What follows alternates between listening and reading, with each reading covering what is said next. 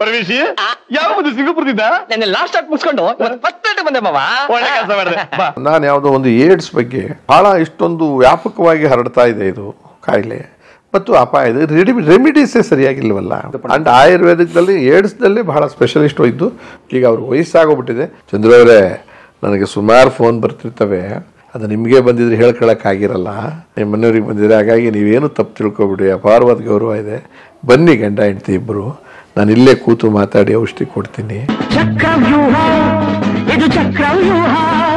ಆಮೇಲೆ ಸದನದಲ್ಲಿ ಸಾಮಾನ್ಯವಾಗಿ ಆಕ್ಟಿವ್ ಆಗಿರ್ತಿದ್ದೆ ನಾನು. ಸಿನಿಮಾ ನಟ, ಭಾಳ ಜನ ಕಾಮೆಂಟ್ಸ್ ಮಾಡ್ತಿದ್ರು. ಸಿನಿಮಾ ನಟ, ರಂಗಭೂಮಿ ನಟ, ಹಾಸ್ಯ ಮಾಡ್ಕೊಂಡು ಕಾಲ ಕಳೀತಾರೆ, ಹರಟೆ ಹೊಡ್ಕೊಂಡು ಕಾಲ ಕಳೀತಾರೆ, ಜವಾಬ್ದಾರಿಯಿಂದ ಒರೆಸೋದ್ರ ಬಗ್ಗೆ ಗೊತ್ತಾಗಲ್ಲ ಅಂತ. ಹಾಗೆ ಸದನದಲ್ಲಿ ಒಂದು ಪುಸ್ತಕನೂ ಮಾಡಿದೆ. ಏನಂತ ಅಂದರೆ, ವಿಧಾನ ಮಂಡಲದಲ್ಲಿ ಮುಖ್ಯಮಂತ್ರಿ ಚಂದ್ರು ಅಂತ ಒಂದು ಪುಸ್ತಕ ಮಾಡಿ ಏನೇನು ಮಾತಾಡಿದ್ದೀನಿ, ಯಾವ್ಯಾವ ವಿಚಾರದಲ್ಲಿ ರೈಸ್ ಮಾಡಿದ್ದೀನಿ, ಅನ್ಯಾಯದ ವಿರುದ್ಧ ಧ್ವನಿ ಎತ್ತಿದ್ದೀನಿ, ಮತ್ತು ಅನಿವಾರ್ಯವಾಗಿ ಕಾನೂನುಗಳಲ್ಲಿ ತಿದ್ದುಪಡಿ ಯಾಕೆ ಬೇಕು, ಮಾಡಿರೋ ಕಾನೂನು ಸರಿ ಇಲ್ಲ ಅಂತ ಎಲ್ಲ ಕ್ವಶನ್ ಮಾಡಿದ್ದೀನಿ ಅಂತ ಅದು ಒಂದು ಪುಸ್ತಕನೂ ತಂದೆ. ಅದು ನಿಮಗೆ ಕೊಡ್ತೀನಿ.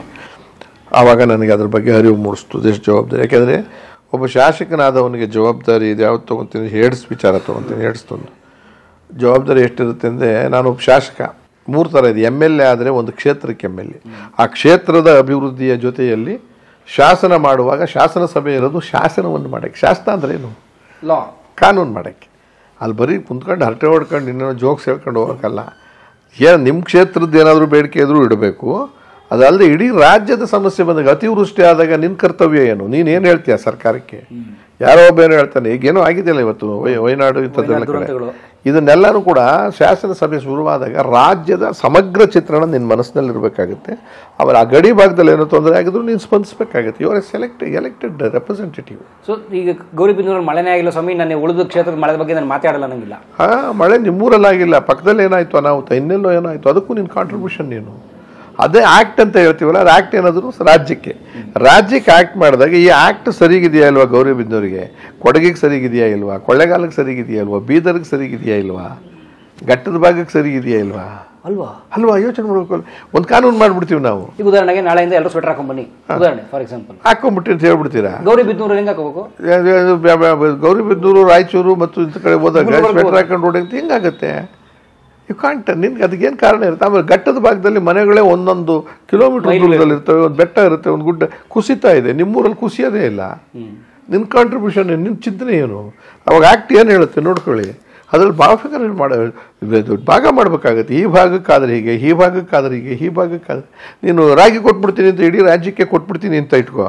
ಏನು ಮಾಡ್ಬೇಕಾ? ಉತ್ತರ ಕರ್ನಾಟಕದ ರಾಗಿ ಇಟ್ಕೊಂಡು ಮಾಡೋದು ಗೊತ್ತಿಲ್ಲ, ತಿನ್ನೋದು ಗೊತ್ತಿಲ್ಲ, ಬೆಳೆಯೋದು ಗೊತ್ತಿಲ್ಲ, ಬೆಳೆಯೋಕ್ಕಾಗೋದು ಇಲ್ಲ ಅಲ್ಲಿ. ಸೊ ನೀನು ಆ ಆಕ್ಟಲ್ಲಿ ಏನು ಹೇಳ್ಬೇಕಾಗತ್ತೆ? ಇಲ್ಲಿಗೆ ಅಕ್ಕಿ ಕೊಡಿ, ಅಲ್ಲಿಗೆ ಗೋಧಿ ಕೊಡಿ, ಇಲ್ಲಿಗೆ ಇದನ್ನು ಕೊಡಿ, ನವಣೆ ಕೊಡಿ, ಸಜ್ಜಿಗೆ ಕೊಡಿ ಅಂತ ಮಾಡಿ. ಇದು these are the things also responsibility of ಇದು ಶಾಸಕರದ್ದು. ಅದು ಮಾಡ್ತೀವಿ, ಅದು ಆಗ್ತಾ ಇಲ್ಲ ನನಗೆ ದುಃಖ. ಆಮೇಲೆ ವರ್ಷದಲ್ಲಿ ಇಷ್ಟು ಸಭೆ ಆಗಲೇಬೇಕು ಅಂತಲೂ ಒಂದು ಬೈಂಡಿಂಗ್ ಮಾಡ್ಕೊಂಡಿದ್ದಾರೆ. ಇಷ್ಟು ದಿವಸ ಸದನ ನಡಿಬೇಕು ಒಂದು ನಿಯಮ ಇದೆ. ದುಡ್ಡು ಖರ್ಚಾಗ್ತದೆ ಸರ್, ಲಕ್ಷಾಂತರ ಕೋಟಿ. ಅದಕ್ಕೆ ಪ್ರಯೋಜನ ಏನು ಬಂತು ಅನ್ನೋದಕ್ಕೆ ಮಾಡಬೇಕಾಗತ್ತೆ. ಈಗಂತೂ 2 ಸೆಂಟ್ರ್ ಮಾಡ್ಕೊಂಡಿದ್ದಾರೆ ನಮ್ಮ ವಿಧಾನಸೌಧ. ಬೆಳಗಾಂ ಭಾಗ ಅದ್ಯಾವುದೋ ಕನ್ನಡದ ವಿಚಾರಕ್ಕೋಸ್ಕರ.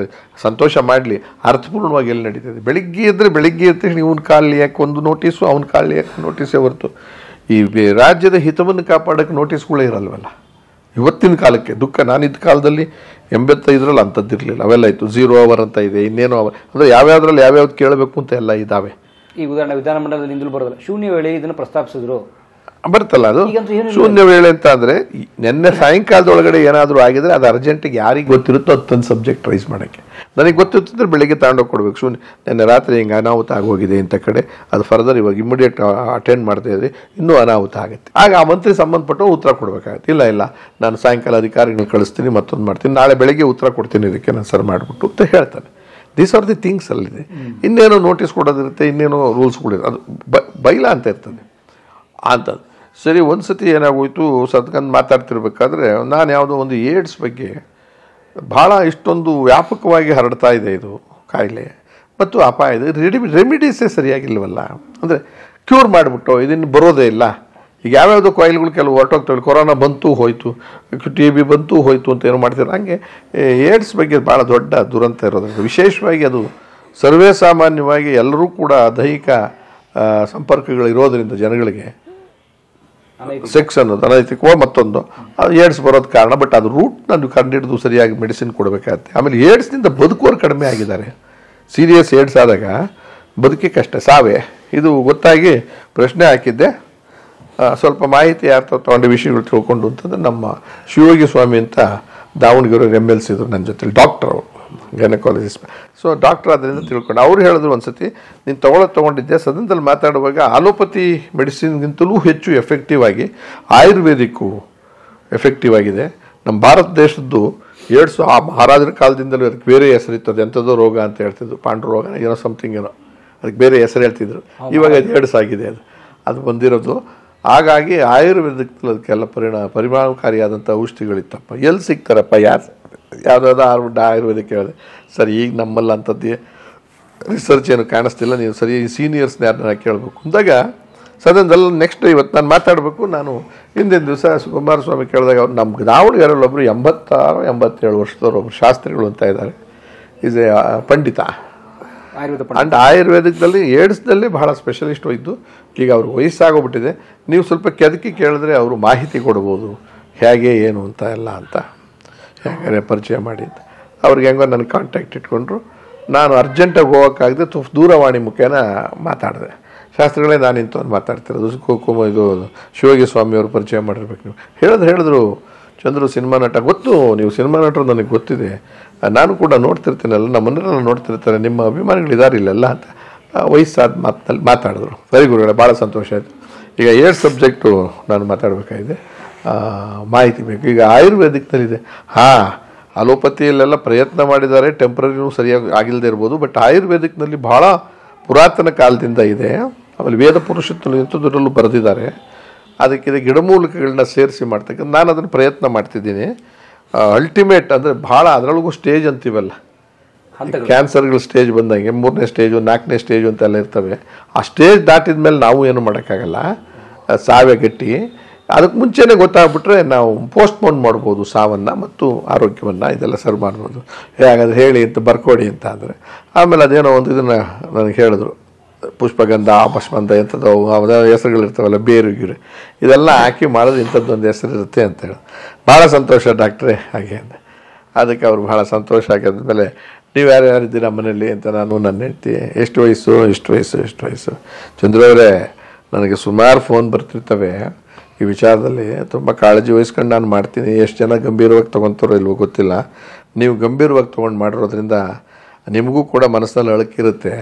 ಅದು ನಿಮಗೆ ಬಂದಿದ್ರೆ ಹೇಳ್ಕೊಳ್ಳೋಕ್ಕಾಗಿರಲ್ಲ, ನಿಮ್ಮ ಮನೆಯವ್ರಿಗೆ ಬಂದಿದ್ರೆ. ಹಾಗಾಗಿ ನೀವೇನು ತಪ್ಪು ತಿಳ್ಕೊಬಿಡಿ, ಅಪಾರವಾದ ಗೌರವ ಇದೆ. ಬನ್ನಿ ಗಂಡ ಹೆಂಡ್ತಿ ಇಬ್ಬರು, ನಾನು ಇಲ್ಲೇ ಕೂತು ಮಾತಾಡಿ ಔಷಧಿ ಕೊಡ್ತೀನಿ. ಆ ಥರ ಯಾಕೆ ಸುತ್ತಿ ಬಳಸಿ ಹೇಳಕ್ಕೆ ಬರ್ತೀರಾ, ಅಲ್ಲಿ ಹೌಸ್ನಲ್ಲಿ ಮಾತಾಡಬೇಕು, ಅಲ್ಲಿ ಮಾತಾಡಬೇಕು ಅಂತ. ಇದೇ ಥರನೇ ಎಲ್ಲರೂ ನಮ್ಮ ಚಿಕ್ಕಪ್ಪನಿಗಾಗಿದೆ, ನಮ್ಮ ದೊಡ್ಡಪ್ಪನಿಗಾಗಿದೆ, ನಮ್ಮ ಆಳಿಗಾಗಿದೆ ಅಂತ ಬರ್ತಾರೆ. ಅದನ್ನು ಸಂಕೋಚ ಪಟ್ಕೊಬೇಡಿ ಅಂತ ಅಂದ್ರೆ ತಲೆ ಚಚ್ಕೊಂಡು, ಗುರುಗಳೇ ದಯಮಾಡಿ ಕ್ಷಮಿಸ್ಬೇಕು, ಇದ್ದರೆ ನನಗೇನು ಸಂಕೋಚ ಇಲ್ಲ, ಇದ್ದರೆ ಖಂಡಿತ ಹೇಳ್ಕೊತಿದ್ದೆ. ಕಾಯಿಲೆ ಸಾಯೋಕ್ಕೆ ಯಾಕೆ ನಾನು ಸಿದ್ಧ ಆಗಲಿ, ಹಿಂಗಾಯಿತು, ಇರಲಿ ಬರ್ತೀನಿ ಬಿಡಿ, ಬಂದು ಮಾತಾಡ್ತೀನಿ. ಅದಾದಮೇಲೆ ಸದನದಲ್ಲಿ ಮಾತಾಡಿದ್ದಾದಮೇಲೆ ಆ ಕಾಪಿ ತಗೊಂಡು ನಿಮ್ಮ ಹತ್ರ ಬರ್ತೀನಿ ಅಂತಂದೆ. ಅವ್ರೇನು ಇರಲಿ ಬಿಡಿ ಪರವಾಗಿಲ್ಲ, ನೀವು ಯಾವಾಗ ಬೇಕಾದ್ರು ಬನ್ನಿ, ನಾನು ಧೈರ್ಯವಾಗಿರ್ತೀನಿ ಅಂತ. ಆಮೇಲೆ ನಾನು ಶ್ರೀಮತಿಗೆ ಹೇಳಿದೆ, ಹಿಂಗೆ ನಕ್ಕರು ಅವರು. ಅದಾದ ಸದನದಲ್ಲಿ ಬೆಳಗ್ಗೆ ಕೂತ್ಕೊಂಡು ಭಾಷಣ ಹೊಡೆದೆ, ಎಲ್ಲ ಹೊಡೆದೆ. ಇದು ಹಿಂಗೆ ಇಂಥದ್ದು. ನನಗೆ ಈ ಥರದಲ್ಲಿ ಒಂದು ಅನುಭವ ಆಯಿತು. ಎಷ್ಟು ಸಂಕುಚಿತ ಮನೋಭಾವನೆ, ಹೇಳ್ಕೊಳ್ಳೋಕೆ ಇಷ್ಟ ಇಲ್ಲದೆ ಇರ್ತಕ್ಕಂಥದ್ದು ನನಗೆ ಆಯಿತು. ಔಷಧಿ ತಗೊಂಡು ಅವ್ರು ಹೇಳಿದ್ರು ಅಂತ ಸದನದಲ್ಲೇ ಮತ್ತೆ ಹೋಗ್ಬೇಕಾಯ್ತು ತಾವು ಅಂತ ಎಲ್ಲ ಅವ್ರಿಗೆ ಗಲಾಟೆ ಮಾಡಿ ತಮಾಷೆ ಮಾಡೋದು. ಆಮೇಲೆ ಆ ಪ್ರೊಸೀಡಿಂಗ್ಸ್ ಇರ್ತಲ್ಲ ಸರ್, ಸದನದಲ್ಲಿ ಮಾತಾಡಿರೋದು ಪ್ರೊಸೀಡಿಂಗ್ಸ್ ಇರ್ತಲ್ಲ, ಮಾತಾಡಿ ಅದಕ್ಕೆ ಉತ್ತರ ಕೊಟ್ಟು ಮಂತ್ರಿಗಳು ಯಾರೋ ಹೇಳಿದ್ರು, ಈ ವಿಚಾರವನ್ನು ನಾನು ಸಂಬಂಧಪಟ್ಟವ್ರ ಜೊತೆ ಮಾತಾಡಿ ದಯಮಾಡಿ ನೆಕ್ಸ್ಟ್ 15 ಡೇಸಲ್ಲಿ ಉತ್ತರ ಕೊಡ್ತೀನಿ ಮತ್ತು ಇದನ್ನು ಪರಿಶೀಲಿಸ್ತೀವಿ, ಉಪಯೋಗ ಆಗೋದಾದ್ರೆ ಯಾಕೆ ಬಿಡಬೇಕು ಅಂತ ಅವ್ರು ಅಕ್ಸೆಪ್ಟ್ ಮಾಡ್ಕೊಂಡ್ರೆ. ಆ ಕಾಲದಲ್ಲಿ ನಾನು ಹೇಳ್ತಿರೋದು 1000 ಯಾವುದೋ ಒಂದು ಟೈಮ್ನಲ್ಲ, 40 MLC ಆದಮೇಲೆ 1998 ಆದಮೇಲೆ ಅದಾಯಿತು. ಅದಾದಮೇಲೆ ತಿರ್ಗಿ ಅವ್ರ ಊರಿಗೆ ಹೋಗಿ ನಮ್ಮ ಶಿವಯೋಗಿ ಸ್ವಾಮಿನ ಮಾತಾಡಿಸಿ ಅವ್ರ ಮನೆಗೆ ಹೋಗಿ ಇನ್ನೂ ಬದುಕಿದ್ರು ಸದ್ಯ ಹೇಳಿಬಿಟ್ಟು ಹಿಂಗಾಗಿದೆ ನೋಡಿ ತಗೊಂಡು ಅವ್ರು ನಕ್ಬಿಟ್ಟು ಅವರು ಅಯ್ಯೋ ಭಾಳ ಸಂಕೋಚ ಪಟ್ಕೋತಾರೆ. ಎಲ್ಲ ಕಾಯಿಲೆ ಬಂದಂಗೆ ಇದು ಬರುತ್ತೆ ಅಂದರೆ ಬಂದರೆ ಖಂಡಿತ ಬರ್ತೀವಿ ಡಾಕ್ಟ್ರ್, ಏನು ಯೋಚನೆ ಮಾಡಬೇಡಿ, ನೀವಿರಬೇಕು ಅಂತೇಳಿ ಆಶೀರ್ವಾದ ತೊಗೊಂಡು ಗಂಡ ಹೆಂಡ್ತಿ ಇಬ್ಬರು ವಾಪಸ್ ಬಂದು. ಹೀಗೆ ಅದು ಯಾವ ಥರದಲ್ಲಿ ಸದನದಲ್ಲೂ ಎಂಥ ಪರಿಸ್ಥಿತಿ ಆಯ್ತು ನನಗೆ ಅಂತಂದು ಎಲ್ಲರೂ ನಕ್ಬಿಟ್ರು. ಡಾಕ್ಟ್ರ್ ಹೇಳಿರೋದೇ ನಿಜ ಇರಬೇಕು, ನೀವು ಸುಮ್ಮನೆ ನಮಗೆ ಸುಳ್ಳು ಹೇಳ್ತೀರಾ ಅಂತ ಬೇರೆ ಜನ ಎಲ್ಲರೂ ಬೇಡ. ಆಮೇಲೆ ಒಪ್ಕೊಂಡು ಥ್ಯಾಂಕ್ಸ್ ಹೇಳಿ.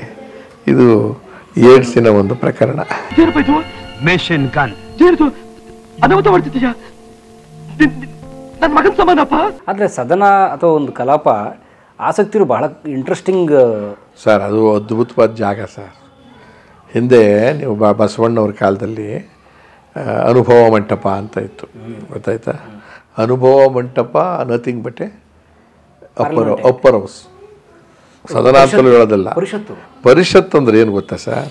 ಪರಿಷತ್ತಲ್ಲಿ ಇಟ್ಟಿರೋದು ಯಾಕೆ ಅಂದರೆ ಚುನಾವಣೆಗಳಲ್ಲಿ ನೇರವಾಗಿ ಖರ್ಚು ಮಾಡಿಕೊಂಡು ಮತ್ತು ಜಾತಿಯ ಆಧಾರದ ಮೇಲೋ ಮತ್ತೊಂದು ಇದ್ರ ಮೇಲೋ ಸಾಮಾಜಿಕ ನ್ಯಾಯದಲ್ಲಿ ಬರೋಕ್ಕೆ ಸಾಧ್ಯ ಇರಲ್ಲ. ಎಷ್ಟೋ ಜನಕ್ಕೆ ಪ್ರೊಫೆಸರ್ ಆಗಿರ್ತಾನೆ, ಅವ್ನು ಚುನಾವಣೆ ನಿಂತು ಹೆಂಗೆ ಗೆಲ್ತಾನೆ? ದೊಡ್ಡ ವಿಜ್ಞಾನಿ ಆಗಿರ್ತಾನೆ, ಹೆಂಗೆ ಗೆಲ್ತಾನೆ? ಒಬ್ಬ ಕರಕುಶಲ ಮಾಡ್ಕೊಂಡು ದೊಡ್ಡ ಸೈಂಟಿಸ್ಟು, ಪ್ರಪಂಚಕ್ಕೆ ದೊಡ್ಡ ಕೊಟ್ಟರು ಇಂಥವ್ರು ಯಾರನ್ನಾದರೂ ಅಲ್ಲಿಗೆ ಅನುಭವವನ್ನು ಪಾಠ ಹಂಚ್ಕೊಳ್ಳೋಕ್ಕೆ ಅಂತ ಅನುಭವ ಮಂಟಪ ಅಂತಂದರೆ ದಟ್ ಈಸ್ ಲೆಜಿಸ್ಲೇಟಿವ್ ಏನಿದ್ರು ಡಿಸ್ಕಷನ್ ಜಾಗ. ಆಮೇಲೆ ಕೌನ್ಸಿಲ್ನಲ್ಲಿ ಗೆಲ್ಲಬೇಕಾಗಿರೋದು teachers candidates, graduate representation, elected by MLAs, nominated by ಸರ್ಕಾರ.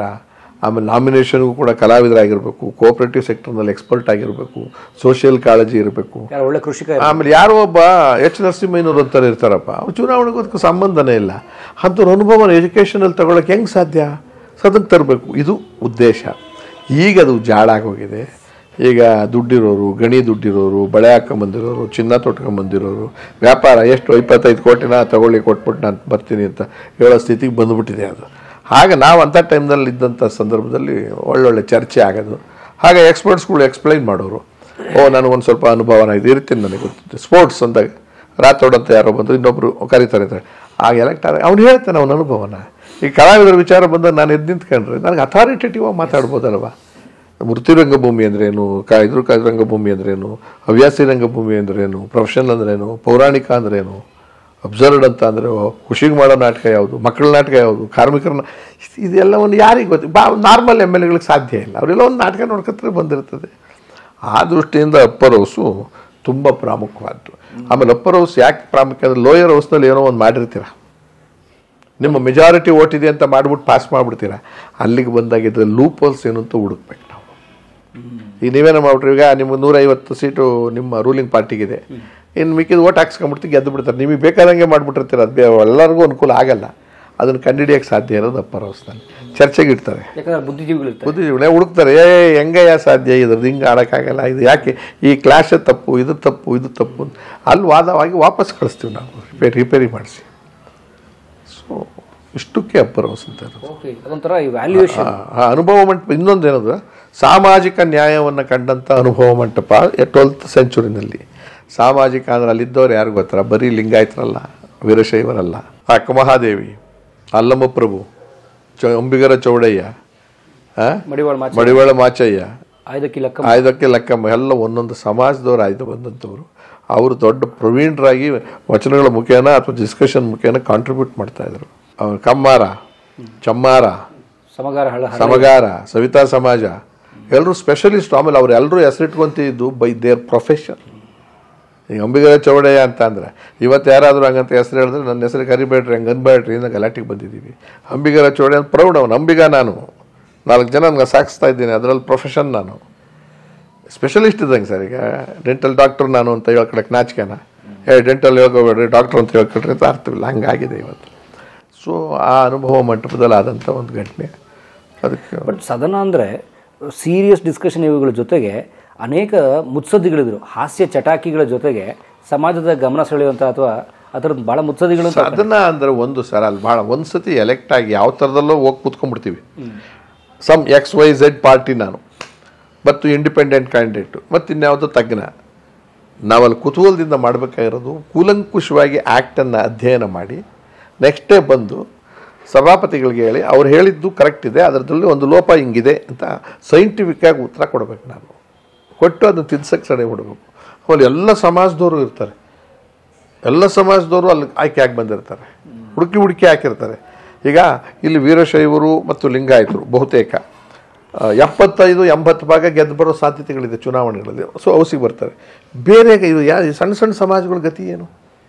ನಮ್ಮದೇ ಒಂದು ಸಮಾಜ ಇದೆ ಇವತ್ತು. ಚುನಾವಣೆಯಲ್ಲಿ ನಿಂತು ನಾನು ಗರಕ್ಕೆ ಸಾಧ್ಯ ಇಲ್ಲ, ಬಟ್ ನನಗೆ ನಾಲೆಡ್ಜ್ ಇದೆ, ಹೆಂಗೆ ನಾನು ಕೊಡಬೇಕು, ಆದ್ದರಿಂದ ಈ ಅಪ್ಪರ್ ಹೌಸ್ ಇರೋದು ಅಂಥದಕ್ಕೆ ನಾಮಿನೇಟ್ ಮಾಡಬೇಕು ಅಂತ.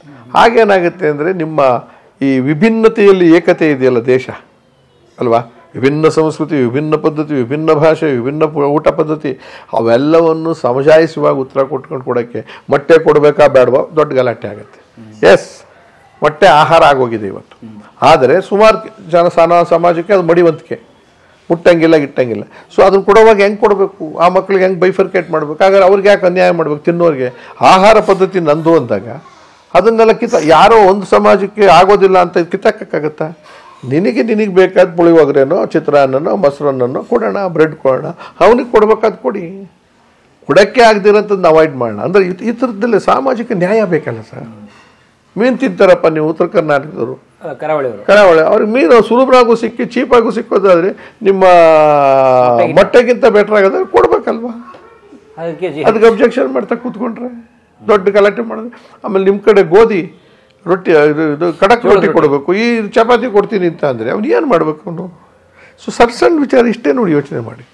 ಹಾಗಾಗಿ ಅದನ್ನೆಲ್ಲ ಮಾಡೋದಕ್ಕೋಸ್ಕರ ಚಿಂತಕರ ಚಾವಡಿ ಅಂತ. ಮಂತ್ರಿಸಿದ್ರೆ ಮಾವಿನಕಾಯಿ ಉದುರಲ್ಲ, ಶ್ರಮ ಹಾಗೂ ಸಮಯ ಬೇಕು ಅಂತ ನಾನು ಸ್ಪಷ್ಟಪಡ್ತೀನಿ. ಚಕ್ರವ್ಯೂಹ ಮಾಡೋಕ್ಕೆ ಮುಂಚೆನೇ ಇನ್ನೊಂದು ಸಿನಿಮಾ ಬಂತು ನನಗೆ, ಅಜಂತಾ ರಾಜುವರವ್ರ ಸಿಂಹಾಸನ ಅಂತ ಒಂದು ಪಿಕ್ಚರು. ಅದು ಮರಾಠಿಯಲ್ಲಿ ಸಿಂಹಾಸನ ಅಂತ ಮಾಡಿದ್ರು. ಅದು ಮುಖ್ಯಮಂತ್ರಿಯೇ ಮೇಯ್ನ್ ರೋಲ್. ಅದಿಟ್ಕೊಂಡು ಅದು ಅವಾರ್ಡ್ ಎಲ್ಲ ತೊಗೊಂಡಿದ್ರು. ಅದನ್ನು ಇಲ್ಲಿ ಮಾಡಬೇಕು ಅಂತ ಬಂದಾಗ ಅವ್ರ ಉದ್ದೇಶ ಇಟ್ಕೊಂಡು ಬಂದಿದ್ದೆ, ಅದು ತೊಗೊಂಬಂದಿದ್ದೆ ಮುಖ್ಯಮಂತ್ರಿ ಚಂದ್ರು ಅವ್ರನ್ನೇ ಹಾಕೊಂಡು ಮಾಡಬೇಕು ಅಂತ ಬಂದರು. ಎಲ್ಲ ಮಾಡ್ತಾ ಕತೆ ಆಯಿತು, ನಾನು ಮಾಡ್ತೀನಿ ಅಂತ ಒಪ್ಕೊಂಡೆ. ಇದಕ್ಕಿಂತ ಮುಂಚೆ ಸಿಂಹಾಸನ ಮುಖ್ಯಮಂತ್ರಿ ರೋಲು.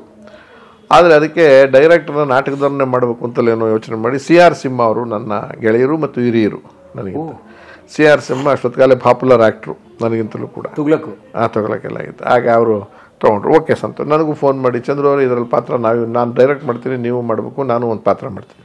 ಅಲ್ಲಿ ಓದ್ತಾ ಅವ್ರಿಗೇನಾಯಿತು, ಸಿಂಹಾಸನದಲ್ಲಿ ಮೇಯ್ನ್ ರೋಲ್ ಬಂದು ಮುಖ್ಯಮಂತ್ರಿ. ಸಿಂಹ ದೊಡ್ಡ ನಟ ಆಗಿರೋದ್ರಿಂದ ಅದನ್ನು ಚಂದ್ರು ಅವ್ರಿಗೆ ಯಾಕೆ ಕೊಡಬೇಕು, ನಾನೇ ಮಾಡ್ಬಿಡೋಣ ಅಂತ ಅನಿಸ್ತು ಅವ್ರಿಗೇನೋ. ಅದು ಪ್ರೊಡ್ಯೂಸರ್ ಹತ್ರ ಪ್ರಸ್ತಾಪ ಮಾಡಿ ಚಂದ್ರು ಅವ್ರಿಗೆ ಫೈನಾನ್ಸ್ ಮಿನಿಸ್ಟರ್ ರೋಲ್ ಕೊಡೋಣ, ಇನ್ನೊಂದು ಮಂತ್ರಿ ಪ್ಯಾರಲಲ್ಲು ಅದು ಕೊಡೋಣ ಅಂದರೆ ಅವರು ಇಲ್ಲಪ್ಪ, ನಾವು ಅಂದ್ಕೊಂಡಿದ್ದೆ ಅವ್ರನ್ನ ಮುಖ್ಯಮಂತ್ರಿ ರೋಲ್ಗೆ, ನೀವು ಡೈರೆಕ್ಟ್ ಮಾಡಿ ಒಂದು ಸಣ್ಣ ರೋಲ್ ಮಾಡ್ಕೊಳ್ಳಿ ನೀವು. ಅದೇನೋ ಗಲಾಟೆ ಆಯಿತು, ಅವ್ರು ಮಾಡೋಕ್ಕೆ ಹೋಗಿಲ್ಲ. ಒಪ್ಕೊಂಡು ಆಮೇಲೆ ನಾನು ಹೇಳಿದೆ, ಮಾಡೋದಾದರೆ ಮುಖ್ಯಮಂತ್ರಿ ರೋಲ್ ಮಾಡ್ತೀನಿ, ನನ್ನ ಹೆಸರಿಗೆ ಬಂದಿರೋದು. ಅದಕ್ಕೋಸ್ಕರ ರಾಜಿಯಾಗಿ ಇನ್ನೊಂದು ಪಾತ್ರ ಮಾಡೋಗತ್ತಿಲ್ಲ, ಸಿಂಹನೇ ಮಾಡಿಬಿಡಿ, ಇನ್ಯಾರನ್ನ ಹಾಕ್ಕೊಳ್ಳಿ ನನ್ನ ರೋಲ್ಗೆ, ನಾನು ಮಾಡಲ್ಲ ಅಂದರೆ ತಿರ್ಗಿ ಅವರೆಲ್ಲ ಏನಾದ್ರು ಪ್ರೊಡ್ಯೂಸರ್ ಇವರಿಗೆಲ್ಲ ಪಿಕ್ಚರೇ ನಿಂತೋಗೋ ಸ್ಥಿತಿಗೆ ಬಂತು. ಅಂದರೆ ಅವ್ರಿಗೇನಂದರೆ ಮುಖ್ಯಮಂತ್ರಿ ಚಂದ್ರ ಕೈಲಿ ಮಾಡಿಸ್ತೀನಿ ಅಂದಾಗ ಇದನ್ನು ಕಿತ್ತಾಡ್ಕೊಂಡು ಹಿಂಗೆ ಮಾಡ್ಕೋತಾರಲ್ಲ ಅಂತ. ಆಮೇಲೆ ಇಲ್ಲ ಆಯಿತು ಒಪ್ಕೋತೀನಿ ಅಂತ. ಅವನು ಎಷ್ಟು ಬುದ್ಧಿವಂತರು ಅಂದ್ರೆ ಆ ಕಾಲದಲ್ಲಿ, ಅವರು ಮುಖ್ಯಮಂತ್ರಿ ಚಂದ್ರನೇ ಮಾಡಲಿ ಸಿಂಹಾಸನದಲ್ಲಿ, ಅನಂತನಾಗ್ ಪತ್ರಕರ್ತರು ಮಾಡ್ತಾರೆ, ನಾನು ಫೈನಾನ್ಸ್. ಇಡೀ ಸ್ಕ್ರಿಪ್ಟನ್ನು ಬರೆಯುವಾಗ ಒರಿಜಿನಲ್ ಎಲ್ಲ ಬಿಟ್ಟು ಫೈನಾನ್ಸ್ ಮಿನಿಸ್ಟ್ರಿನೇ ಹೀರೋ ಆಗಿ ಬರ್ಕೊಂಡು ಪಿಕ್ಚರ್ ಮಾಡಿದ್ರು. ಆ ಪಿಕ್ಚರ್ ನೋಡಿದಾಗ ಸಿಂಹಾಸನ ಮುಖ್ಯಮಂತ್ರಿ ಸಪೋರ್ಟಿಂಗ್ ಆ್ಯಕ್ಟರ್ ಆಗಿದ್ದರು. ಸೊ ಹಾಗಾಗಿ ಅದು ಗಿಟ್ಲು ಇಲ್ಲ, ಒಟ್ಟು ಹೋಯ್ತು. ಅದು ಅವ್ರ ತಪ್ಪ ನನ್ನ ತಪ್ಪ ಗೊತ್ತಿಲ್ಲ. ಅದಾದಮೇಲೆ ಚಕ್ರವ್ಯೂಹ ಬಂದು ಗಿಟ್ಟಿತು ನನಗೆ. ದೊಡ್ಡ ನಟ ಒಂದು ಆಸೆ ಅನ್ನೋದಿರುತ್ತಲ್ಲ, ಆಸೆಗೆ ಬಲಿಯಾದ್ರೆ ಅವರು ಸ್ಕ್ರಿಪ್ಟ್ ಒರಿಜಿನಲ್ ಏನಿತ್ತು ಅದನ್ನೇ ಮಾಡಿದ್ದಿದ್ರೆ ಒಳ್ಳೆ ಸಕ್ಸಸ್ ಆಗ್ತಿತ್ತು. ಮುಖ್ಯಮಂತ್ರಿ ಅಥವಾ ಅವರೇ ಮುಖ್ಯಮಂತ್ರಿ ಮಾಡಿ ಇನ್ನೊಬ್ಬರನ್ನ ಹಾಕೊಂಡು ಮಾಡಿದ್ರು ಸಕ್ಸಸ್ ಆಗ್ತಿತ್ತು. ಪಾತ್ರಗಳನ್ನು ಅದಲು ಬದಲು ಮಾಡಿ ಕ್ಯಾರೆಕ್ಟರ್ ಚೇಂಜ್ ಮಾಡಿದಾಗ ಅದು ಕಥೆನೇ ಬೇರೆ ಆಗೋದು. ಇದು ಈ ಥರದವೆಲ್ಲ ಸಿನಿಮಾ ರಂಗದಲ್ಲಿ ಆಗ್ತವೆ. ಅದನ್ನು ನಾವು ತಪ್ಪು ಅಂತ ಹೇಳೋಕ್ಕಲ್ಲ, ಅವರವರ ಚಾನ್ಸ್ ಸಿಕ್ಕಿದಾಗ, ಅವರವರ ಅನುಕೂಲ ಸಿಕ್ಕಿದಾಗ ನಮ್ಮನ್ನು ನಾವು ಬೆಳೆಸ್ಕೋಬೇಕು ಅಂತ ಯೋಚನೆ ಬರುತ್ತೆ, ಹಿಂಗೆ ಆಗ್ತವೆ. ಬಟ್ ಫೇಲ್ ಆಗೋದು ಯಾರು ಅಂತ ಅಂದರೆ ಪ್ರೊಡ್ಯೂಸರು ಮತ್ತು ಕತೆ. ಒಳ್ಳೆ ಕತೆ, ಇಲ್ಲೊಂದು ಅವಾರ್ಡ್ ಬರ್ಬೋದಾಗಿತ್ತು. ಅವ್ರಿಗೆ ಅದು ದುರಾಸೆ ಮನುಷ್ಯನಿಗೆ ಇದು ತೊಂದರೆ ಕೊಡುತ್ತೆ ಅಂತ ಒಂದು ಕಾಣಿಸ್ತದೆ, ಉದಾಹರಣೆ ಅಷ್ಟೇ. ಜನಕ್ಕೆ ಸುಳಿವು ಗೊತ್ತಾಗದ ಹಾಗೆ ದೇಶದಲ್ಲಿ ಅರಾಜಕತ್ವ ಎಬ್ಬಿಸುವಂತ ಒಂದು ದೊಡ್ಡ ಗುಂಪು ನಮಗೆ ಬೇಕು. ಸೊ 2-3 ಸತಿ ಎಲೆಕ್ಷನ್ ಆಗಿ MLC ಎಲ್ಲ ಆದಾಗ, MLA ಆದಾಗ ಕಮಿಟಿಗಳು ಅಂತ ಮಾಡ್ತಾರೆ. ಅಶೂರೆನ್ಸ್ ಕಮಿಟಿ, ಆಮೇಲೆ ಬಡ್ಜೆಟ್ ಕಮಿಟಿ, ಆಮೇಲೆ ಎಜುಕೇಷನ್ ಕಮಿಟಿ ಅಂತ ಏನು ಕಮಿಟಿಗಳಿಗೆ, ಶಾಸಕರುಗಳಿಗೆ. ಆಗ ಅವನೊಂದು ಚೇರ್ಮನ್ರು ಎಲ್ಲ ಕೊಡ್ತಾರೆ ಮೀಟಿಂಗ್. ಅಂದರೆ ಎಲ್ಲವನ್ನೂ ಸದನದಲ್ಲೇ ಮಾಡ್ತಾರಕ್ಕಾಗಲ್ಲ. ಈ ಕಮಿಟಿಗಳಲ್ಲಿ ವಾರಕ್ಕೊಂದು ದಿವಸ ಮೀಟಿಂಗ್ ಮಾಡಿ ಅಲ್ಲಿ ಕೂತು ಕೂಲಂಕುಷವಾಗಿ ಚರ್ಚೆ ಮಾಡಿ ವರದಿ ಕೊಡಿ. ಎಜುಕೇಷನ್ ಸಿಸ್ಟಮ್ ಏನು ಪರ್ಯಾಯ ವ್ಯವಸ್ಥೆ, ಬದಲಾವಣೆ ಏನಾಗಬೇಕು, ತೊಂದರೆ ಏನಾಗ್ತಿದೆ, ನೀರಾವರಿಲಿ ಅಂತ ಹಿಂಗೆ ಒಂದು ಕಮಿಟಿ ಮಾಡಿದೆ. ಯಾವುದೋ ಒಂದು ಕಮಿಟಿ ಒಳಗೆ ನಾನು ಇದ್ದೆ. ಆ ಕಮಿಟಿ ಒಳಗೆ TR ಶಾಮಣ್ಣ ಅವರು ಅವಾಗ MLC. TR ಶಾಮಣ್ಣ ಅಂತ ಅಂದರೆ ಇಲ್ಲಿ MP ಆಗಿದ್ದರು, ಭಾಳ ಪ್ರಾಮಾಣಿಕವಾದ ವ್ಯಕ್ತಿತ್ವ ಇರ್ತಕ್ಕಂಥವ್ರು. ನಮ್ಮ TS ರಂಗ ಇದ್ದಾರಲ್ಲ, ಅವರ ಅಪ್ಪ TS ಇವರು ಶಾಮಣ್ಣವರು. ಅವ್ರಿಗಾಲೇ 80 ವರ್ಷ ಆಗೋಗಿದೆ, ತಟ್ಟಾಡ್ತಿದ್ದಾರೆ. ಬಟ್ ಸಿನ್ಸಿಯರ್ ಮನುಷ್ಯ, MP ಆಗಿದ್ರು, MLA ಆಗಿದ್ರು, MLC ಆಗಿದ್ರು, ಬಸವನಗುಡಿಯಿಂದ MLC-ನೇನಾಗಿದ್ರು. ಅವರು ಹಿರಿಯರು ನಮ್ಮ ಕಮಿಟಿಲಿದ್ದಾರೆ. ಕೊಟ್ರಪ್ಪ ಅಂತ ಇನ್ನೊಬ್ಬ ನೆಕ್ಸ್ಟ್ ಹಿರಿಯರು 70 ವರ್ಷ ಅವ್ರಿಗೆ, ಅವರು ಚೇರ್ಮನ್ನು. ಅದನ್ನು ನೆಕ್ಸ್ಟ್ ಬೆಲ್ಲದ್ದಂತ ಕೇಳಿದೆ. ಇವಾಗ ಒಬ್ಬ ಬೆಲ್ಲದಿದ್ದಾರಲ್ಲ MLA, ಅವ್ರ ತಂದೆ ಚಂದ್ರಕಾಂತ್ ಬೆಲ್ಲದ್ದಂತ, ಗಾಂಧಿ ಟೋಪಿ ಹಾಕ್ಕೊಂಡು ಓಡಾಡುತ್ತಾರೆ. ಅವರು ನೆಕ್ಸ್ಟ್ ಜನ್ರೇಷನ್ ಅಂದರೆ 85ರವರೊಬ್ಬರು, 70ರವರೊಬ್ಬರು, 60ರವರೊಬ್ಬರು, 31ರವರೊಬ್ಬರು, ನಾನು. ಆ ಇವರು TR ಶಾಮಣ್ಣ ಅವ್ರ ಶ್ರೀಮತಿನೂ ಬಂದಿದ್ದಾರೆ, ಕೊಟ್ರಪ್ಪನವ್ರ ಶ್ರೀಮತಿನೂ ಬಂದಿದ್ದಾರೆ, ಆಮೇಲೆ ಇವರು ಬೆಲ್ಲದವ್ರ ಶ್ರೀಮತಿನೂ ಬಂದಿದ್ದಾರೆ ಟೂರಿಗೆ ಜೊತೆಲಿ. ನಮ್ಮ ಶ್ರೀಮತಿಗೆ ಆವಾಗ 22-23 ವರ್ಷ, ಹಾಗೆ ಅಂತ ಲೆಕ್ಕ ಹಾಕ್ಕೊಳ್ಳಿ. ಅವರವರು ಮಿಡ್ಲ್ ಏಜು ವಯಸ್ಸಾಗಿದೆ TR ಶಾಮಣ್ಣ. ಸರಿ, ಬಟ್ ಟೂರಲ್ಲಿ ಹೋಗ್ಬೇಕಾದ್ರೆ ನಾವೆಲ್ಲರೂ ನಮ್ಮ ಪರಿಸ್ಥಿತಿ ನೋಡಿಕೊಂಡು ಎಲ್ರಿಗೂ ಹೆಲ್ಪ್ ಮಾಡ್ತಾ ಇರ್ತೀವಿ. TR ಶಾಮಣ್ಣ ಅವ್ರ ಬ್ಯಾಗ್ ಗೀಗೆಲ್ಲ ನಾನೇ ತೊಗೊಂಡೋಗೋದು. ಏಜ್ ಆಗಿರೋರು ಬಂದು ನಾವಿಬ್ಬರು ಹುಡುಗರಲ್ವೇ. ಆವಾಗ ಈ ಥರ ಸಣ್ಣ ಮಗು ನಮ್ಮ ಮಗ ದೊಡ್ಡವನು, ದೊಡ್ಡ ಹುಡುಗಿ. ಸರಿ, ನಾನು ಅವರೆಲ್ಲರೂ ಹೆಗಲ ಮೇಲೆ ಹೊತ್ಕೊಂಡು ಓಡಾಡೋರು. ಟೂರ್ ಹೋದೋ ಅಸ್ಸಾಂನಲ್ಲಿ ಅವಾಗ ತಾನೇ ಅಸ್ಸಾಂ ಗಣ ಪರಿಷತ್ ಅಂತ ಹೊಸ್ದಾಗಿ ಉಟ್ಕೊಂಡು ಪಾರ್ಟಿ ಚುನಾವಣೆ ಗೆದ್ದುಬಿಟ್ಟು ಬರೀ ಲಾ ಕಾಲೇಜಿನ ವಿದ್ಯಾರ್ಥಿಗಳೆಲ್ಲ ಹೋರಾಟ ಮಾಡಿ ಅವರೆಲ್ಲರೂ ಬೇರೆ ದೊಡ್ಡ ಹಿರಿಯರನ್ನೆಲ್ಲ ಸೋಲಿಸ್ಬಿಟ್ಟು ಗೆದ್ದುಬಿಟ್ಟಿದ್ರು. ಪ್ರಫುಲ್ ಕುಮಾರ್ ಮಹಂತ ಅಂತ 32 ವರ್ಷನೂ ಅವನಿಗೆ, ಅವ ಚೀಫ್ ಮಿನಿಸ್ಟರ್. ಮದುವೆನೇ ಆಗಿಲ್ಲ ಇನ್ನು. ಅಂದರೆ 80 ಭಾಗ ಜನಕ್ಕೆ ಮದುವೆ ಆಗಿರಲಿಲ್ಲ ಅಲ್ಲಿ ಕ್ಯಾಬಿನೆಟ್ಗೆ. ಅಂದರೆ ಎಲ್ಲ ಹುಡುಗರು ಗೆದ್ದುಬಿಟ್ಟಿದ್ರಲ್ಲ ಸರ್. ಸೊ ಅಸ್ಸಾಮು ಮಳೆ ಗಿಳೆ ಎಲ್ಲ ಆಗಿ ಅನಾಹುತಗಳಾಗಿತ್ತು. ನಾವು ಹೋದು ಅವಾಗೆಲ್ಲ ಈ ಥರ ನಮ್ಮ ವಿಧಾನಸೌಧ ಥರ ವೈಭವವಾದ ವಿಧಾನಸೌಧ ಇರಲಿಲ್ಲ ಅಲ್ಲಿ. ತಾಗಡಗಿಡ್ನಲ್ಲಿದ್ದಂಥ ವಿಧಾನಸೌಧ ಅದು ಒಂದು ಫೈನಾನ್ಷಿಯಲಿ ಇದು ವೀಕ್ ಇದ್ದಿತ್ತು. ಸರಿ, ಇಲ್ಲಿಂದ ಹೋಗ್ಬೇಕು. ನಮ್ಮ ಕಮಿಟಿ ಅವ್ರನ್ನ ಭೇಟಿ ಮಾಡೋದಿತ್ತು. ಎಲ್ಲ ಹೋದು ಮೀಟಿಂಗ್ ಎಲ್ಲ ಸೌಜನ್ಯಕ್ಕೆ ಪರಿಚಯ ಆಯಿತು. ನಮ್ಮ ಚೇರ್ಮನ್ರು ಕೊಟ್ರಪ್ಪ, ಅಂದರೆ ಏನೇ ಡೀಲ್ ಮಾಡಬೇಕಾದ್ರು ಕೊಟ್ರಪ್ಪ ಮೊದಲೇ ಶುರು ಮಾಡಬೇಕು. ನಾವೆಲ್ಲ ಸೇರಿಕೊಂಡು ಅವ್ರ ಕ್ಯಾಬಿನೆಟ್ನನ್ನೆಲ್ಲ ಕೂರಿಸ್ಕೊಂಡಿದ್ದಾರೆ. ಏನಿದು ಗೊತ್ತಾಯಿದೆ, ಹೋಗು ಅಲ್ಲಿ ಅಕ್ಕನ ಹತ್ರ ಹೋಗಿ ನೀನು. ಅದಾದಮೇಲೆ ಕೂತ್ಕೊಂಡು ನೋಡಿ, ಅದು ಪ್ರಫುಲ್ ಕುಮಾರ್ ಕೂತ್ಕೊಳ್ಳೋ ಚಾಗು, ಇಲ್ಲಿಂದ ಚೇರ್ಮನ್ ಇವರೆಲ್ಲ ಕೂತ್ಕೊಂಡು ನಾವು ಕೂತ್ಕೊಳ್ಳೋದು. ನಮ್ಮ ಶ್ರೀಮತಿಯವರೆಲ್ಲ ಹಿಂದ್ಗಡೆ ಕೂತ್ಕೊಂಡಿದ್ರು. ಅವ್ರಿಗೆಲ್ಲ ಅಲೋ ಮಾಡಿದರು, ಮಾತಾಡೋಂಗಿಲ್ಲ ಅವರಷ್ಟೇ. ದೇ ಕ್ಯಾನ್ ಸಿಟ್, ಪ್ರೊಸೀಡಿಂಗ್ಸ್ ನೋಡ್ಬೋದು, ಮಾತಾಡೋರು ನಾವೆಲ್ಲ ಇರ್ತೀವಲ್ಲ. ಸೊ ನಾನೇ youngest among them. TR Shamanna ಅವ್ರು ಹಿರಿಯರು ಅಂತ ಕೊಟ್ರಪ್ಪನವ್ರು ಏನು ಮಾಡಿದ್ರು, ಅವರೇ ಚೇರ್ಮನ್ ಆದರೂ ಕೂಡ ಚೇರ್ಮನ್ ಅವರಿದ್ದಾಗ TR ಶಾಮಣ್ಣ ex-MP, ನಾನು ಅವ್ರನ್ನೇ ಮುಂದೆ ಬಿಡ್ತೀನಿ, ಅವರೇ ಮಾತಾಡಲಿ, ನಾನು ಚೇರ್ಮನ್ ಆದರೂ ಎರಡನೇರು ಮಾತಾಡ್ತೀನಿ ಅಂತ ಇಲ್ಲಿ ಅವ್ರನ್ನ ಕುಂಡ್ರಿಸಿದ್ರು. ಇಲ್ಲಿ ಕೊಟ್ರಪ್ಪ ಕೂರಿಸ್ಕೊಂಡ್ರು, ಇಲ್ಲಿ ಬೆಲ್ಲದ ಕೂತ್ಕೊಂಡ್ರು, ಇಲ್ಲಿ ನಾನು ಕೂತ್ಕೊಂಡು ಇನ್ನೂ 3-4 ಜನ ಕೂತ್ಕೊಂಡು, ನಮ್ಮ ಶ್ರೀಮತಿಯವರೆಲ್ಲ ಅಲ್ಲಿ ಕೂತಿದ್ದಾರೆ. ಅವನು ಬಂದಿಲ್ಲ, ಇನ್ನು ಕೂತ್ಕೊಂಡು ಆಟೆ ಹೊಡಿತೀನಿ. ಬಂದರು ಚೇಂಬರಿಂದ ಒಳಗಡೆಗೆ, ಅದಕ್ಕೆ ಹಾಲ್ಗೆ ಬರ್ತಾಗೆ ಎದ್ದು ನಿಂತ್ಕೊಂಡು ಅವ್ರು ಬಂದು ನಮಸ್ಕೊಂಡ್ಬಿಟ್ಟು ಈ ವಯಸ್ಸಿನವ್ರು ನಾನು ನೋಡ್ಬಿಟ್ಟು ಚೀಫ್ ಮಿನಿಸ್ಟ್ರು ಮರ್ತುಬಿಟ್ಟು ಎಲ್ಲರೂ ಕಾಲಿಗೆ ಬೀಳ್ತಾ ಇದ್ದಾನೆ.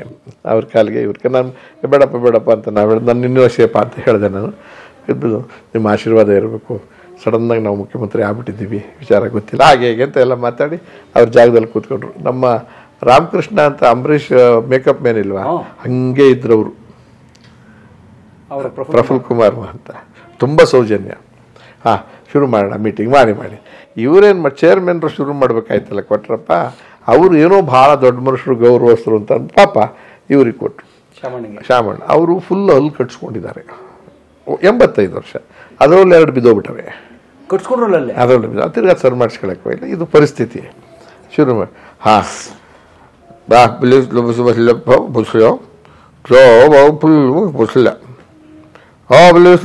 ಬುಸ್ಲ ಇದು ಈ ಥರ ಮಾತಾಡ್ತಿದ್ದಾರೆ. ಇಂಗ್ಲೀಷ್ನಲ್ಲಿ ಅವರು ಮಾತಾಡ್ತಿರೋದು.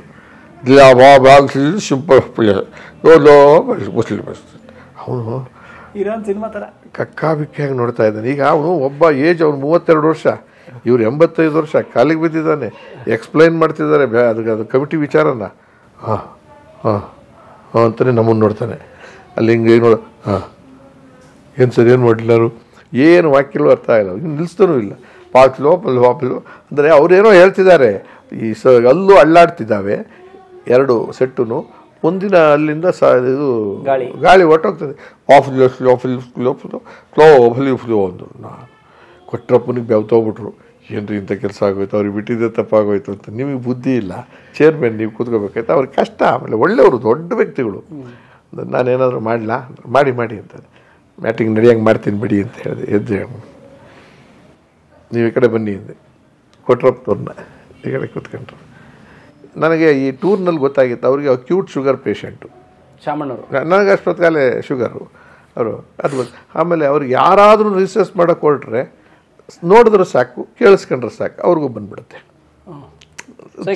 ಸೈಕಲಾಜಿಕಲ್ ಇದು ನನಗೆ ಗೊತ್ತಿತ್ತು. ಭಾಳ ಹೊತ್ತಿದ್ದ ಕೂತಿದ್ದೀವಲ್ಲ ಭಾಷಣ ಮಾಡ್ಕೊಂಡು ನಾವು ಪುಟ್ಟಿ ಕೂತಿರೋ ಥರ. ಆಮೇಲೆ ಅವ್ರಿಗೆ ಶಾಮಣ್ಣವರೇ ಚಂದ್ರು ಅಂತ ಅದು ನಾನು ಸರ್ ಭಾಳ ಹೊತ್ತಾಯಿತು ಇದಕ್ಕೆ ಹೋಗಿ ನಿಮಗೆ ತಡ್ಕೋಬೇಡ್ದು ಒಳ್ಳೇದಲ್ಲ ಅಂತ. ಹಾಂ ಕರೆಕ್ಟ್ ಹೌದು ಅಂತ ಹೇಳಿ ಕೊಟ್ಟರೆ ಕಣ್ಣು ನೋಡ್ದು ನಾನು ಇವ್ನು ಕರ್ಕೊಂಡು ಆಚೆ ಹೋಗ್ತೀನಿ ಇವಾಗ, ನೀನು ಎಲ್ಲದೇನು ಹೇಳ್ಬೇಕು ಹೋಗಿ ಮುಗಿಸ್ಬಿಟ್ಟಿರಿ ಮೀಟಿಂಗ್ನ, ಕೈ ಕೂಲ್ಸೋಕ್ಕೆ ಪತ್ರ ಇಟ್ಟಿರಿ, ಅಲ್ಲಿಂದಕ್ಕೆ ಕರ್ಕೊಂಬರಿ. ಯಾಕೆ ನಡ್ಕೊಂಡು ಹೋಗಿ ಅವ್ರಿಗೆ ಕೋಟು ಗೀಟು ಎಲ್ಲ ನಾನು ಗುಂಡಿ ಹತ್ತೆತ್ಲು ಹಾಕೊಂಡ್ಬಿಡ್ತಾರೆ, ಅದೆಲ್ಲ ಮಾಡಿಸ್ಕೊಂಡು ಬರೋಂಗೆ ಕರ್ಕೊಂಡು ನಿಧಾನಕ್ಕೆ ಆನಂದವಾಗೋದೆ ಯಾರು ಮತ್ತೆ. ಆಮೇಲೆ ಇವ್ರು ಪಟಾಪಟ್ ಹೇಳ್ಬಿಟ್ಟು ಹಿಂಗೆ ಆಗಿದೆ ಶಾಮಣ್ಣವ್ರ ಪರಿಸ್ಥಿತಿ ಇದು ಅವನು ಅರ್ಥ ಆಯಿತು. ಮುಗಿಸ್ಕೊಂಡು ಅರ್ಧ ಗಂಟೆ ಅದು 10 ನಿಮಿಷಕ್ಕೆ ಎಲ್ಲ ಮುಗಿಸ್ಕೊಂಡ್ಬಿಟ್ಟು ಕೂತಿದ್ರು, ನಡೆಸ್ಕೊಂಡು ಕರ್ಕೊಂಬಂದೆ. ಆಮೇಲೆ ಚಲೋ ಕಂಟಿನ್ಯೂ ಮಾಡಿ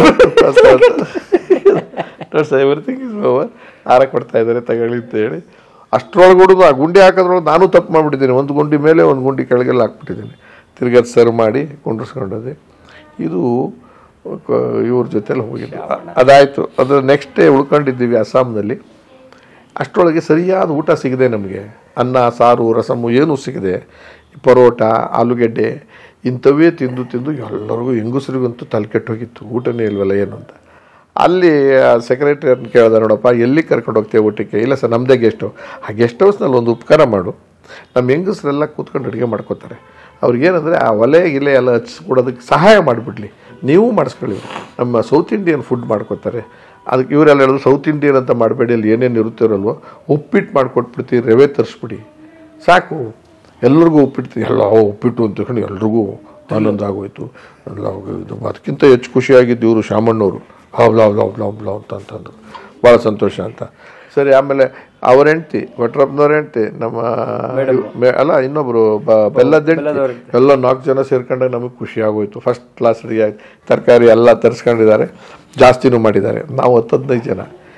ಈ ಬೆಲ್ಲದವ್ರು ಸ್ವಲ್ಪ ತಿಂಡ್ಪೋತ್ರು, ಜಾಸ್ತಿ ಬೇಕು. ಈ ಒಂದು ಸತಿ ಹಾಕ್ಕೊಂಡು ಹೋದ್ಮೇಲೆ ಉಪ್ಪಿಟ್ಟು ಮುಗ್ದೋಗ್ಬಿಟ್ರೆ ಆಮೇಲೆ ಸಿಗುತ್ತೋ ಇಲ್ವೋ ಅಂತ ಒಂದು ಪ್ಲೇಟ್ ತುಂಬ ತುಂಬ್ಕೊಂಬಿಟ್ಟವ್ರು, ಗೋಪುರ ಕಟ್ಕೊಂಡಂಗೆ ಅವರು. ಬಿಸಿ ಉಪ್ಪಿಟ್ಟು ಬಫೆ ತಾನೆ. ನಾನು ಒಂದಿಷ್ಟು ಹಾಕ್ಕೊಂಡು ಅಷ್ಟೊತ್ತಿಗೆ ಅವ್ರು ಶ್ರೀಮತಿಯವರು ಸಹ ಚಂದ್ರು ನನ್ನ ಕೈಲಿ ಆಗಲ್ಲ, ನೀವು ಹೆಲ್ಪ್ ಮಾಡ್ತೀರಾ ನಮ್ಮ ಯಜಮಾನ್ರಿಗೆ ತಿನ್ಸೋಕ್ಕೆ ಅಂದರು. ನಮ್ಮ ಪದ್ಮಗೆ ಹೇಳಿದೆ ನೀನು ತಿನ್ಕೊಳ್ಳಿ, ನಾನು ಅವ್ರಿಗೆ ಮಾಡಿಬಿಟ್ಟು ಆಮೇಲೆ ತಿನ್ಕೋತೀನಿ, ನಂಗೊಂದು ಪ್ಲೇಟ್ಗೆ ಹಾಕಿಟ್ಬಿಡಿ ಅಂತ ಹೇಳಿ. ಬೆಲ್ಲದ್ದು ಹಾಕೊಂಬಿಟ್ರು, ಇನ್ನೊಂದಿಬ್ಬರು 3 ಜಾಸ್ತಿ ಹಾಕೊಂಬಿಟ್ಟವ್ರೆ.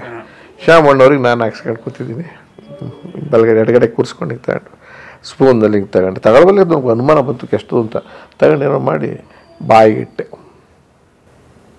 ಬಾಯಿ ಆಡಿಸ್ತಿಲ್ಲ ಶಾಮಣ್ಣವ್ರೆ, ಬಾಯಿ ಆಡಿಸಿ ತಿಂಡಿ ಇಟ್ಟಿದ್ದೀನಿ ಉಪ್ಪಿಟ್ಟು ಅಂದರು. ಚಮಚದ ಸಮೇತ ಹೊಲ್ಸೆಟ್ಟು ಬಂದ್ಬಿಡ್ತು. ಹೊಲ್ಸೆಟ್ಟು ಬಂದ್ಬಿಡ್ತು, ಕಚ್ಕೊಂಬಿಟ್ಟಿದೆ ಸರ್ ಅದು ಉಪ್ಪಿಟ್ಟು. ಪರಿಸ್ಥಿತಿ ನಾರ್ಮಲ್ ಉಪ್ಪಿಟ್ಟಲ್ಲ, ಯಾವುದೋ ಆಯಿಲ್ ಹಾಕ್ಬಿಟ್ಟಿದ್ದಾರೆ, ಅದು ಕೊಟ್ಟಿರೋದು ಯಾವನು ಕೊಟ್ಟವನೋ ಗೊತ್ತಿರೋದು, ಗಮ್ ಅರಾಲ್ಡೆಟ್ ಥರ ಆಗ್ಬಿಟ್ಟಿದೆ. ಇದು ಹೆಂಗೆ ಇಟ್ಟನೆಲ್ಲ 2ಕ್ಕೆ ಕಚ್ಕೊಂಬಿಟ್ಟು ಕಿತ್ನೆಲ್ಲ 2 ಸೆಟ್ಟು ಬಂದ್ಬಿಡ್ತು, ಖಾಲಿ ಬಾಯಿ. ಆಮೇಲೆ ಅದರಿಂದ ಗೋರಕ್ಕೆ ಹಾಕ್ತಾರೆ, ಹಂಗೆ ಅಂಟ್ಕೊತಾ ಇದೆ, ಅದು ಗಮ್ಮಾಗೋಗ್ಬಿಟ್ಟದೆ. ಅದಾಯಿತು, ಪಕ್ಕಕ್ಕೆ ನೋಡ್ತೀನಿ ಬೆಲ್ಲದ್ದು ಹಿಂಗೆ ಕೈ ಇಟ್ಬಿಟ್ಟವ್ರು, ಅದಕ್ಕೆ ಜಾಸ್ತಿ ಉಂಡೆ ಮಾಡ್ಕೊಳ್ಳೋಣ ಅಂತ 4 ಬೆರಳು ಹಿಂಗೆ ಇಟ್ಕೊಂಡು ತಟ್ಟೆ ಹಿಡ್ಕೊಂಡು ಓಡಾಡ್ತಾವ್ರೆ. ಬಿಡಿಸ್ರೋ ಅಷ್ಟೊತ್ತು ಎಚ್ಚೆತ್ಕೊಂಡವ್ರು ಬಿಟ್ಟರು. 5 ಪೈಸದ ಉಪ್ಪಿಟ್ಟು ತಿನ್ನೋಕ್ಕಾಗಿಲ್ಲ. ತಪ್ಪು ಹೆಣ್ಮಕ್ಳದಲ್ಲ, ಅದು ಡಾಲ್ಡಾನೋ ಎಂಥದ್ದೋ ಕೊಟ್ಟಿದ್ದಾನಲ್ಲ, ಆ ಡಾಲ್ಡದ್ದು ಏನು ವ್ಯತ್ಯಾಸ ಆಗಿತ್ತೋ ಗೊತ್ತಿಲ್ಲ, ಫುಲ್ ಗಮ್ ಆಗ್ಬಿಟ್ಟಿದೆ. ಆಮೇಲೆ ಅನ್ನ ಮಾಡಿಸ್ಕೊಂಡು ಗೊಜ್ಜು ಕಿವಿಸ್ಕೊಂಡು ಉಪ್ಪಿನಕಾಯಿನಲ್ಲಿ ತಿಂದು ಅಂತ ಇಟ್ಕೊಳ್ಳಿ. ಇದು ಉಪ್ಪಿಟ್ಟಿನ ಅದು ನಾನು ಉಪ್ಪಿಟ್ಟು ಪ್ರೇಮಿ ಬೇರೆ, ಅದು ಮಾಡಿಬಿಟ್ಟವ್ರೆ ಅಂತ ವಾಸನೆ ಎಲ್ಲ ಗಮ್ಮಂತಿದೆ, ಫಸ್ಟ್ ಕ್ಲಾಸ್ ಆಗಿದೆ. ಕೈ ಇಟ್ಟರೆ ಎಡ್ಬಟ್ಟು, ಸ್ಪೂನ್ ಇಟ್ಟರೆ ಎಡ್ಬಟ್ಟು, ಆಯಿಲ್ದು ಅದೇ ರಿಪೇರಿ ಮಾಡೋಕ್ಕಾಗಿಲ್ಲ. ಹಾಗಾಗಿ ಎಕ್ಸ್ಪರ್ಟ್ಸ್ ಉಪ್ಪಿಟ್ಟಿನವರು ಈ ಥರ ಫೇಲ್ ಆದರು ನಮ್ಮ ಮನೆಯಲ್ಲಿ. ಅದು ಇವರ ಹೆಂಡತಿ 70 ವರ್ಷ, ಅವ್ರಿಗೆ 60 ವರ್ಷ, ಇನ್ನೊಬ್ರಿಗೆ 40, ನಮ್ಮ ಶ್ರೀಮತಿಗೆ 25, 22, 4 ಜನ ಫೇಲ್ ಆಯಿತು. ಬರೀ ಎಗಸ್ಕೊಂಬಂದ ಬರೋ ತರಕ ತಿರ್ಗಿ ಆಮೇಲೆ ಎಲ್ಲ ಬೇರೆ ಕಡೆ ಮಾಡಿಕೊಟ್ರು ಫಸ್ಟ್ ಕ್ಲಾಸ್ ಉಪ್ಪಿಟ್ಟನ್ನ. ಇದು ಉಪ್ಪಿಟ್ಟಿನ ಕತೆ ಸರ್. ಇದು MLAಗಳಾದಾಗ ಎಲ್ಲ MLAಗಳಿಗಾದಂಥ ಅನುಭವ ಇದು. ಇಲ್ಲಿ ಅಸ್ಸಾಂನಲ್ಲಿ. ಮಾಡಬೇಡ ಹಣದಾಸೆಗೆ ಪಾಪದ ಕೆಲಸ, ಗೋಳಾಡಬೇಡ ನಂತರ ನೀ ಪ್ರತಿ ದಿವಸ. ಕಲಾ ಮಾಧ್ಯಮದ ಎಲ್ಲಾ ಎಪಿಸೋಡುಗಳು ನಿಮಗೆ ಸಿಗಬೇಕು ಅಂತಂದ್ರೆ ಕಲಾ ಮಾಧ್ಯಮ ಯೂಟ್ಯೂಬ್ ಚಾನೆಲ್ನ ಸಬ್ಸ್ಕ್ರೈಬ್ ಮಾಡಿ, ಬೆಲ್ ಐಕಾನ್ನ ಕ್ಲಿಕ್ ಮಾಡಿ, ತಪ್ಪದೇ ಮಾಡಿ. ಸ್ನೇಹಿತರೆ, ಕಲಾ ಮಾಧ್ಯಮದ ಎಲ್ಲ ಸಂದರ್ಶನಗಳನ್ನು ನೀವೀಗ ಓದಬಹುದು. www.kalamadhyama.com ಈ ವೆಬ್ಸೈಟ್ಗೆ ವಿಸಿಟ್ ಮಾಡಿ, ಇಂಟರ್ವ್ಯೂಗಳನ್ನು ಓದಿ. ಓದುವ ಸಂಸ್ಕೃತಿ ಹೆಚ್ಚಾಗಲಿ. ಧನ್ಯವಾದ.